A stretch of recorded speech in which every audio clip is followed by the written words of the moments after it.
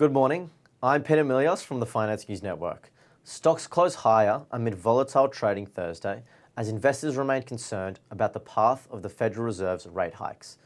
The moves came a day after the Fed released the minutes of its most recent meeting, which concluded February 1st, showing that members of the central bank are resolved to keep fighting inflation with rate hikes. Inflation remains well above the Fed's 2% target, with a very tight labour market a driving factor. Interestingly, economists estimate that about 40% of inflation is supply-driven, 40% is demand-driven, and the other 20% is ambiguous. Overnight, the S&P 500 was up 0.5%, while the Dow Jones Industrial Average gained 0.3%. The Nasdaq Composite rose 0.7%.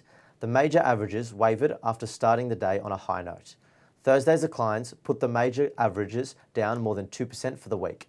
Thematic-wise, shares in defence companies have surged in recent months, eclipsing gains for wider stock markets, as investors bet on the promises of increased military spending by Western governments to help Ukraine's war effort against Russia.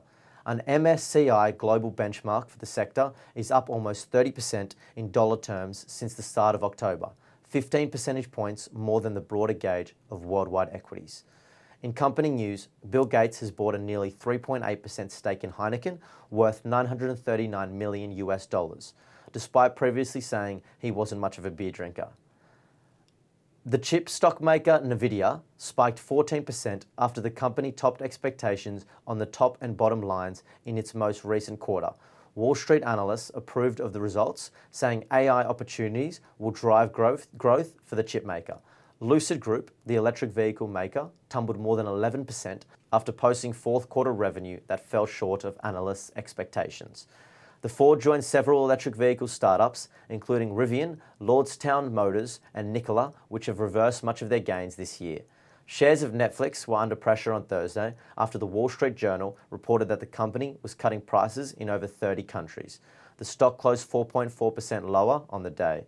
Across the sectors, information technology was the best performer, closely followed by energy, which rallied off the price of crude oil. The SPY futures are pointing to a 0.1% gain. Thanks for listening. Have a great weekend.